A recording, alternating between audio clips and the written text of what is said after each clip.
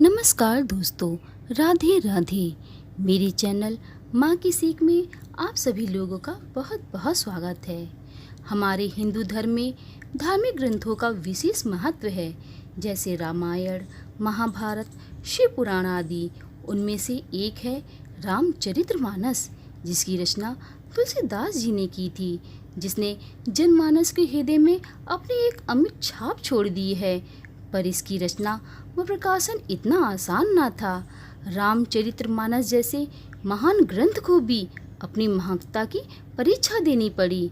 बात उन दिनों की है जब तुलसीदास जी काशी में राम कथा कहा करते थे। एक दिन हनुमान जी की आज्ञा से वे अयोध्या की ओर चल पड़े। उन दिनों प्रयाग में माघ मेला लगा हुआ था। वे वहीं ठहर गए। कुछ दिन वहां रुककर वहां से काशी चले आए और संस्कृत में पद्य रचना करने लगे। परंतु दिन में जितनी भी पद्य रचना करते, रात्रि में सब गायब हो जाती। अब यह घटना रोज घटने लगी। 8वें दिन तुलसीदास जी को भगवान शिव और माता पार्वती ने दर्शन दिए और कहा कि तुम अपनी भाषा में काव्य रचना क्यों नहीं करते हो। तुम अयोध्या में जाकर रहो और हिंदी भाषा में काव्य रचना करो। मेरे आशीर्वाद से तुम्हारी कविता सामवेद के समान फलवती होगी। फिर अयोध्या जाकर तुलसीदास जी ने रामचरितमानस की रचना प्रारंभ की, जिसे संपूर्ण होने में 2 वर्ष 7 माह और 26 दिन लगे। फिर भगवान की आज्ञा से वे काशी लौट आए। काशी आकर उन्होंने भगवान विश्वनाथ और माता अन्नपूर्णा को रामचरितमानस सुनाई। फिर पुस्तक रात में श्री विश्वनाथ जी के मंदिर में ही रख दी। सुबह जब मंदिर खुला तो उस पुस्तक पर लिखा हुआ था, सत्यम शिवम सुंदरम। वहाँ उपस्थित लोगों ने भी सत्यम शिवम सुंदरम की आवाज़ भी सुनी।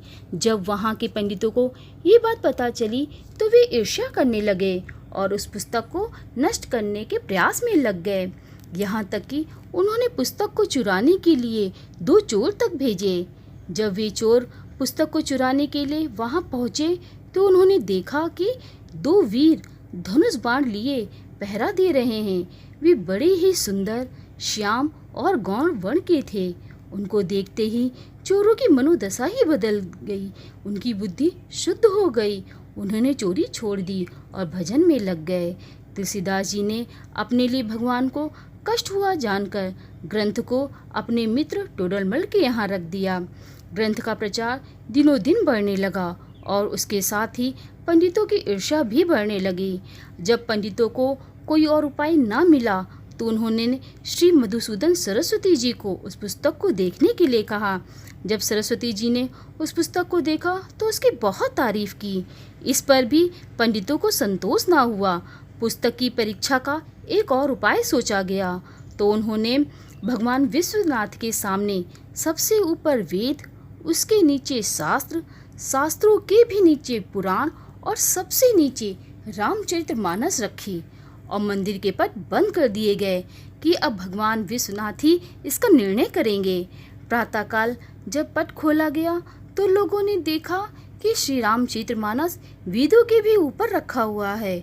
अब तो पंडित बड़े लज्जित हुए और उन्होंने तुलसीदास जी से माफ़ी मांगी और भक्ति से उनके सामने नतमस्तक हो गए। अगर आपको मेरी दी हुई जानकारी पसंद आई हो तो मेरे चैनल को सब्सक्राइब करें, लाइक करें और ज़्यादा से ज़्यादा शेयर करें तथा बेल आइकन को ज़रूर प्रेस करें ताकि मेरे आने वाले वीडियो की जानकारी सबसे पहले आप तक पहुंच सके। नमस्कार।